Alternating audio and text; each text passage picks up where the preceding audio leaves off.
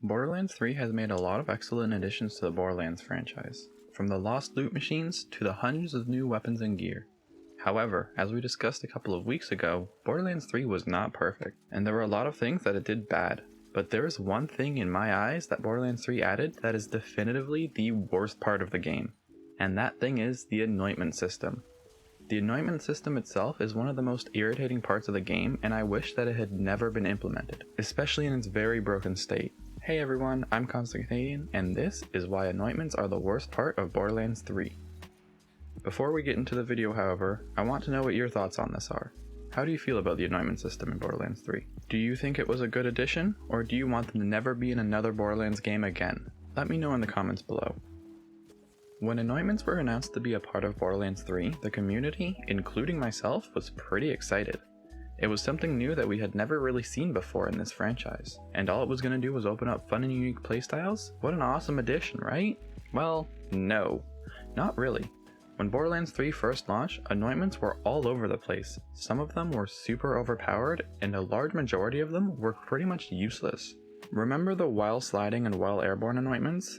Those were honestly the only anointments that really offered a unique playstyle at the time, but they were so underpowered that there was no point. Why would I, a Borderlands player, want to make it harder on myself to aim at enemies for a slight increase in critical damage when I could just use my action skill and get 50% extra damage across all my sources? Even though Gearbox tried super hard to make these sliding and airborne anointments work by constantly buffing them, it just was never worth it. So they were ultimately removed, and there went the only anointments that really made us play differently to get their effects. In the end, removing the airborne and sliding anointments did make a noticeable difference in the loot pool, making it easier to get the anointment we wanted, but it kind of ruined the whole point of anointments for me, now that there were next to no anointments that really encouraged the community to play differently than we had before. It wasn't just the sliding and airborne anointments that had these balance issues either. Pretty much all of the anointments were completely imbalanced, and a lot of them still are. Most of the critical hit anointments give a minimal boost to overall damage, and all of the weapon damage anointments, because of the way the damage formula works, becomes more and more useless as your character levels. Overall, the balance of anointments was, is, and will always be a complete disaster. As I mentioned earlier, anointments were introduced as if they were supposed to change up our playstyle and increase build variety, but that isn't really what they did. There was clearly an attempt to have anointments affect build variety, but in the end, there really aren't more than 10 or so anointments that are viable in the endgame. Which sounds like a lot until you consider the fact that there are around 55 anointments in Borderlands 3. What's even worse is that only one of the anointments that are useful at endgame encourage a different playstyle, and that is the URAD anointment. All of the other useful anointments don't change the way you play. They're just stat bonuses after using your action skill, or stat bonuses against enemies above certain health. If all anointments had encouraged playing differently like URAD had done, then the anointment system would have felt a lot better. But as it stands right now, URAD is the only anointment that changes the way you play, and that is really disappointing. The biggest complaint that I usually hear about anointments in this game is that there are too many of them, and that couldn't be further from the truth. Like I said before, there are 45 weapon-based anointments. That is an insane number of anointments to farm through, which makes farming for gear in Borderlands 3 so much more difficult than it has to be. And there really hasn't been much effort on Gearbox's part to fix this either.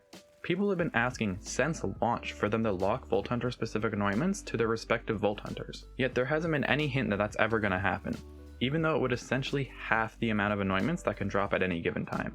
And I know some people are going to argue and say that the anointment reroll machine made things better, but really it's not that much of an improvement, especially considering that there are still 45 anointments to reroll through, meaning that you could spend hundreds of thousands of iridium rerolling your items and still not get the anointment you're looking for. Right now, it feels like the only real purpose of anointments is to increase farming time at endgame, since either you spend hours or even days farming for the right gun with the right element and the right anointment, or you farm the highest damage version of that gun and then farm for hours to get enough iridium to reroll said gun. Something that has always really irritated me about anointments in Borderlands 3 is that they are fully essential for dealing damage at endgame. Sure, throughout the story, anointments are just a nice little boost in damage, but if you want to do more than tickle enemies in Borderlands 3's endgame, you need anointments. It's kind of like Slag from Borderlands 2 if you think about it.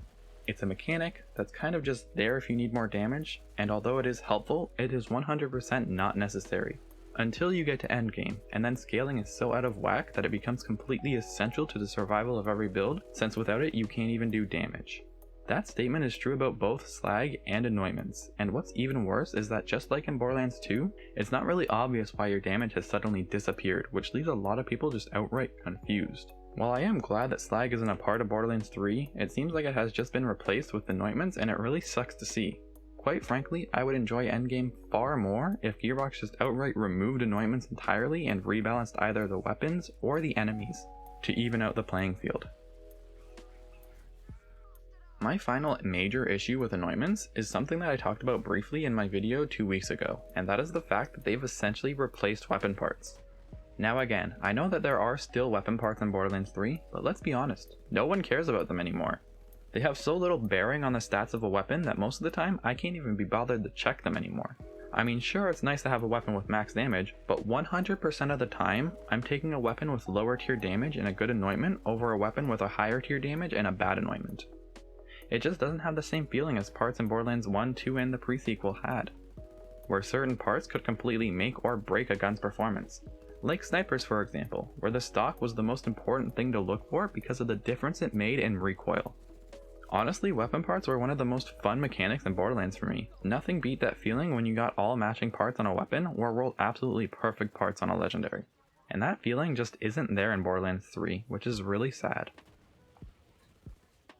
All in all, in their current state, anointments are unbalanced, overcrowded, and completely necessary for any endgame content. I really hope Gearbox gets this all figured out though, because from the gameplay trailers of Wonderlands, it seems that anointments are going to be in that game as well. So hopefully their implementation won't be as bad as in Borderlands 3. But anyway, that's going to wrap up this video. Thank you all so much for watching, and I will see you all in the next one.